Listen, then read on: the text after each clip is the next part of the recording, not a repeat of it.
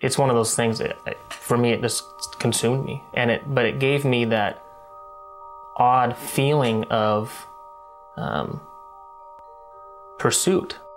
It was also something Tim kept secret, his addiction to pornography.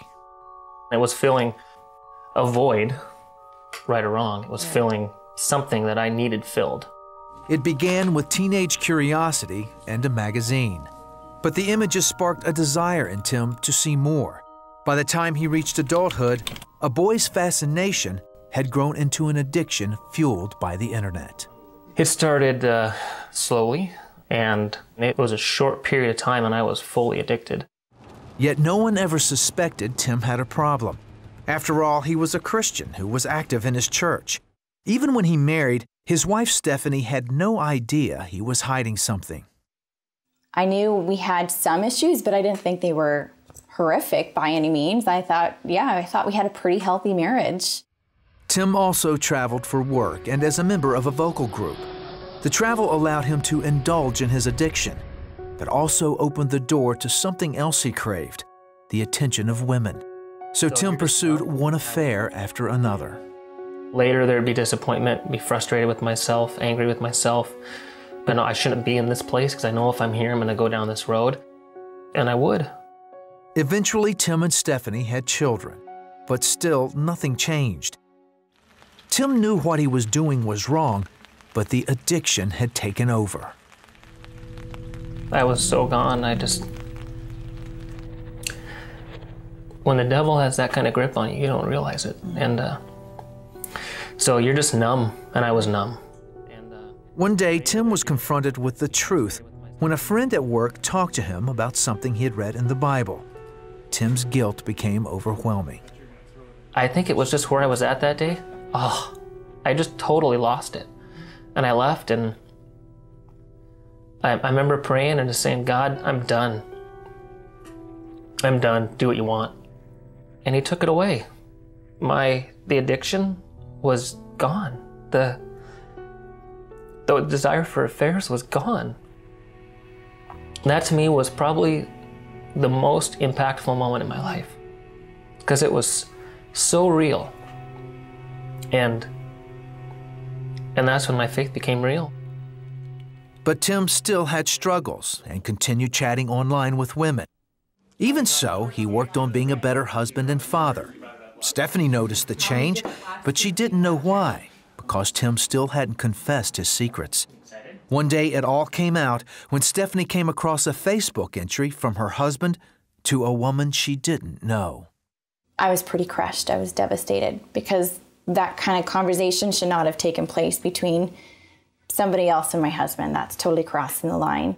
The way she reacted to that was absolute disgust for me. And she didn't know the rest of the story. And so I went to bed that night kind of with a pit in my stomach, knowing something was up. And she knew. She knew something was up. It's still hard to talk about. So I just spilled. What do you do at that point? I mean, I just spilled and told her, and she left. Got the keys, and I immediately drove to church, and I sat at church and just cried out for help, and just... The only hope I had is that I knew my wife, and I knew she loved me. Now Stephanie knew. And I remember standing in the kitchen and Tim saying, I'll respect whatever your decision is. And I said, well, I can't have you leave. You need to stay here for the kids. And then later that night, our pastor shared with me, you need to grieve for your marriage. You need to grieve what was and what you had. And you need to grieve the fact that your marriage will never be the same ever again. But also, he just said the simple words of forgive as you have been forgiven. And I remember telling him, I don't know if I can ever forgive him for this. The couple stayed apart for 10 days. During that time, Stephanie came to a realization that, at the time, was very hard to accept. And in order for me to heal, I have to forgive him. That doesn't mean I don't have to forget. That doesn't mean that the pain is gone. But I can start to heal now that I've given him that, and then together we can heal together.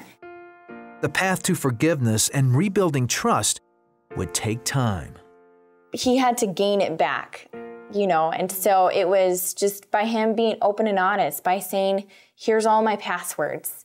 Check my email, check my Facebook, check this. Once we were able to do that, then it was like the path to recovery for us was rapid. She accepted where I was. She accepted that it wasn't an issue for me anymore, but I needed accountability. You know, by him being honest with me, it made it a lot easier for me to start to trust him. Healing and forgiveness come through God.